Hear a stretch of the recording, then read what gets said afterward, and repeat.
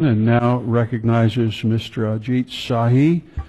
5 minutes for your summary. Honorable Chairman and Congressman Franks, thank you so much for inviting me here.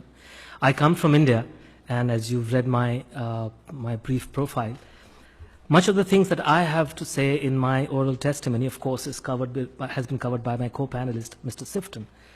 Two things are very important to know about the current status of human rights in India. One is, why is it happening? And two is, where do we see it going from here?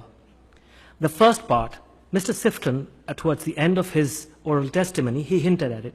And he said, we should recognize that Mr. Modi's BJP party is an actor. I would like to make a small amendment to that, and I would say it is the director and not just the actor. It is the producer of human rights violations in India. It is the director of human rights violations in India because it springs from an organization which is fundamentally racist, an organization that has indulged in human rights abuses and violence for nearly 90 years. This is an organization which is known better by its acronym called RSS, which is a self-avowed, self-confessed Hindu supremacist organization. And the BJP is a political wing of that organization. And Mr. Modi is not only the best-known leader of that organization, he is also the Prime Minister of India, coming from the BJP, which is the political heir, the political wing of the RSS, which part of its documentation, part of its core principles is to turn India into a Hindu nation where non-Hindus, who are about 20% of India's population of 1.3 billion, the non-Hindus such as Muslims and Christians, as well as Sikhs, they do not have any rights, or they have far fewer civil and political rights than Hindus have. That is a stated goal of the RSS, and that is how it has been since 1925 when this organization was set up. This organization was one of the people who was the main assassin of Mahatma Gandhi in 1948. There has been lingering doubts about his involvement with this organization, even though this organization has consistently denied it. The fact is that he worked very closely with members of this organization back in the 1930s and the 40s before he went on to assassinate Mahatma Gandhi, who upheld the principles of secularism and India being a diverse country, as Congressman Trent Franks noted. I want to talk about the fact that what has been happening with the rise of Mr. Modi's government is that the hate-filled and bigoted ideology of the RSS has become one of the big motivations behind the widespread human rights violations across India, especially since he became Prime Minister. So we need to understand why this is happening. It is not as if this is happening, this is being done externally by some other people. It is being carried out by people who are connected with the government of the day, and therefore who will have the courage or the conviction of that courage to carry out any kind of counter, presenting a counter to such activities. And of course, we have talked about the Dalits. I'm very glad that you have talked about the Dalits. You see, the ideology of Hindu supremacism is not limited to abusing India's religious minorities. Indeed, the rigidly hierarchical caste system of the Hindu society has for centuries discriminated against those lower down its chain, to such an extent that they have been the infamous untouchables of the Indian society. And then we need to add to this list India's 15% tribal people, who have traditionally inhabited vast forested stretches, millions of who have been forcefully dispossessed of their lands and homes over decades to make way for industrial projects, as you noted just now yourself. And that is why, as a result, thousands of them have been fighting back, in my view, in the view of many of us, in a misplaced fight back. But nonetheless, there is an armed insurgency raging through the central Indian forests today as we speak here.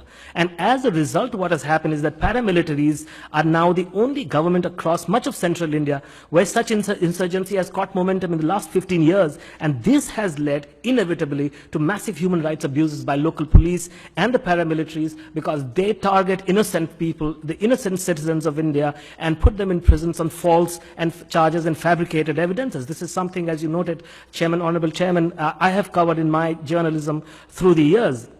We've seen, I don't want to talk much about the state of Jammu Kashmir, which is a northern Indian state disputed by Pakistan since 1947 when the two countries split from British India. They gained their independence. But the fact that since 1989, especially since 1989, the Indian Army has had a very strong presence in the state of Jammu Kashmir. Thousands and thousands of people are said to have died. They are said to have suffered huge, massive human rights abuses at the hands of the Indian Army, which have been documented. There have been, you talked about the northeastern states of India. There's a law since 1958 on the statute of the Indian Constitution, the same Indian Constitution that guarantees equality before law. There's been a statute in the Indian Constitution which says that armed forces have special powers over certain regions of the country. And for the last 50 years, under those special powers, they have had complete and total impunity from all the crimes that they have committed against the local people there. Just 2 days ago, and I have mentioned that in my written testimony, just 2 days ago, the current chief of the Army's Eastern Command Wing, which is under which that region comes, he clearly said there is no problem. There's no problem with that Armed Forces Special Power Act. It's all fine. Whereas the Supreme Court of India, in its own judgments, and commissions headed by Supreme Court judges have time and again said that this is a completely ridiculous law. It has caused the violations of human rights on an industrial scale, and they should be done away with. I just want to talk very, very briefly about the commonest forms of human rights abuses and violations of civil liberties. How do they manifest? One of the forms is extrajudicial killing. It might really come as a surprise to this commission that on an average 6 people a day are killed in extrajudicial manners in India, in prisons or in the custody of the police. More than 6 people a day, an average that has only increased over the last 15 to 20 years. When towards the turn of the century, this average used to be about 4 a day. And that is what has been increasing. Across India, well over 1,000 people die every year in the custody of police or in prison. Another way of putting them away has come to be known as quote-unquote encounter killing, whereby the police claim they shot the victim dead in self-defense after the latter had attacked them. Even this practice, the Supreme Court has come down very heavily against this. And we talked about, Congressman Trent Franks talked about the situation in Mr. Modi's Gujarat state where he was the chief minister. This practice of encounter killings was a real menace in that area, in that state, until the bunch of police officers who were responsible for the succession of such killings were caught, they were apprehended, they were accused. And I just want to complete now, just one last point I want to make, Congressman, is that a lot of innocent human beings, citizens of India, Muslims as well as Dalits and tribals, are accused falsely of terror cases, of sedition charges. They're put away in prison and they are freed. They are acquitted of those charges, but only after they have spent 10 or 20 or in some cases even 25 years in prison without once being bailed. So this is a very serious situation. I think it is important to know. The very last point, 1 year from now, I'm really worried that there are elections in India's largest state, a state known as Uttar Pradesh, which has about 200 million people as its population, 200 million. That's almost 2/3 the entire population of the United States. This is a state where there was major sectarian violence with very well documented involvement of the BJP's people back in 2013, just before Mr. Modi became Prime Minister. And there is a big fear that ahead of those state legislative elections, there might be attempts by such people to revive those kinds of hatred and bigotry, and we apprehend that there might be violence again in that state. Thank you. Thank you so much, sir.